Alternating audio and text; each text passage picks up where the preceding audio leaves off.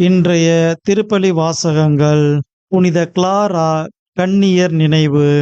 பொதுக்காலம் 19ஆம் வாரம் செவ்வாய்க்கிழமை. முதல் வாசகம். நான் உனக்கு தருகின்ற இச்சுருளேட்டை தின்று உன் வயிற்று நிரப்பு என்றார். அச்சுருளேடு என் வாயில் தேன் போல் இனித்தது. இறைவாக்கினர் எசேக்கியேல் நூலிலிருந்து வாசகம். அதிகாரம் 2, இறை வசனங்கள் 8 முதல் மற்றும் அதிகாரம் 3, இறை வசனங்கள் 4 வரை. ஆண்டவர் கூறுவது: நீயோ மானிடா, நான் உனக்கு சொல்வதை கேள்.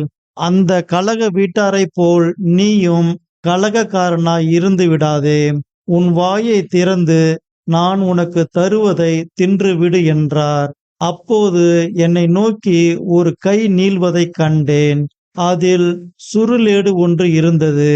அவர் அச்சுருளேட்டை என் முன் விரித்தார். உள்ளும் புறமும் எழுதப்பட்டிருந்த அதில் கதறல்களும் புலம்பல்களும் கேடுகளும் எழுதப்பட்டிருந்தன. அவர் என்னை நோக்கி, மானிடா, நீ காண்பதை தின்றுவிடு. இச்சுருளேட்டை தின்ற பின் இஸ்ரேல் வீட்டாரிடம் போய் பேசு என்றார். நானும் என் வாயை திறக்க அவர் அச்சுருளேட்டை எனக்கு தின்ன கொடுத்தார். மேலும் அவர் என்னை நோக்கி, மானிடா, நான் உனக்கு தருகின்ற இச்சுருளேட்டை தின்று உன் வயிற்று நிரப்பு என்றார். நானும் தின்றேன். அது என் வாயில் தேன் போல் இனித்தது. மேலும் அவர் என்னை நோக்கி, மானிடா, புறப்படு, இஸ்ரேல் வீட்டாரிடம் போய் என் சொற்களை அவர்களுக்கு எடுத்து கூறு என்றார். ஆண்டவரின் அருள்வாக்கு. இறைவனுக்கு நன்றி. பதிலுரை பாடல். திருப்பாடல் 119.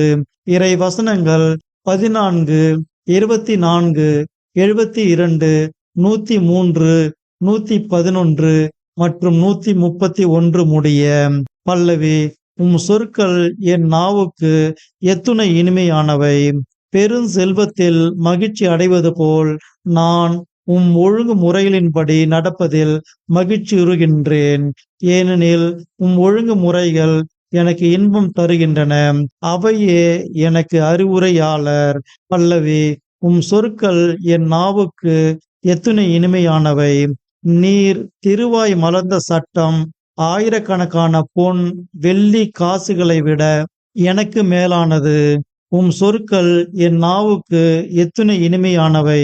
என் வாய்க்கு தேனினும் இனிமையானவை. பல்லவி. உம் சொற்கள் என் நாவுக்கு எத்துணை இனிமையானவை. உம் ஒழுங்கு முறைகளை என்றும் என் உரிமை சொற்காய் கொண்டுள்ளேன். ஆகவே அவை என் இதயத்தை மகிழ்விக்கின்றன. வாயை ஆவென திறக்கின்றேன், பெருமூச்சு விடுகின்றேன். ஏனெனில் உம் கட்டளைகளுக்காக ஏங்குகின்றேன். பல்லவி. உம் சொற்கள் என் நாவுக்கு எத்துணை இனிமையானவை. நற்செய்திக்கு முன் வாழ்த்தொளி. அல்லேலுயா, அல்லேலுயா.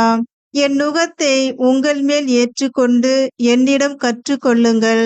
நான் கனிவும் மனத்தாழ்மையும் உடையவன். அல்லேலுயா, அல்லேலுயா.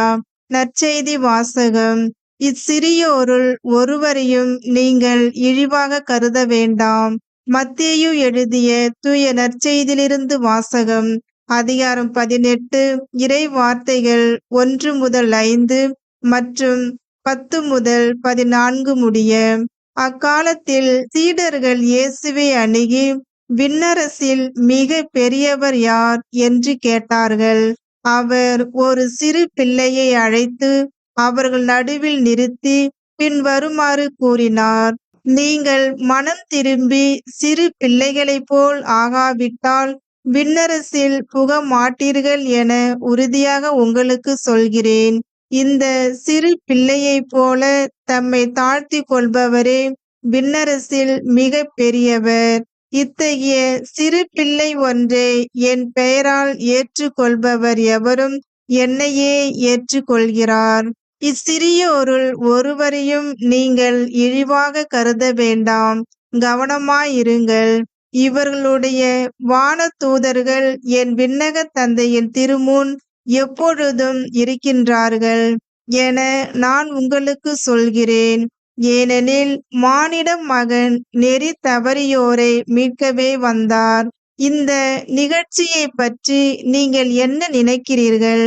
ஒருவரிடம் இருக்கும் 100 ஆடுகளுள் ஒன்று வழி தவறி அலைந்தால் அவர் 99 ஆடுகளையும் மலைப்பகுதியில் விட்டுவிட்டு வழி தவறி அலையும் ஆட்டை தேடி செல்வார் அல்லவா? அவர் அதை கண்டுபிடித்தால் வழி தவறி அலையாத 99 ஆடுகளையும் பற்றி மகிழ்ச்சி அடைவதை விட வழி தவறிய அந்த ஓர் ஆட்டை பற்றியே மிகவும் மகிழ்ச்சி அடைவார் என உறுதியாக உங்களுக்கு சொல்லுகிறேன். அவ்வாறே இச்சிறியோருள் ஒருவர் கூட நெறி தவறி போகக்கூடாது என்பதே உங்கள் விண்ணக தந்தையின் திருவுளம். ஆண்டவரின் அருள்வாக்கு. கிறிஸ்துவே உமக்கு புகழ்.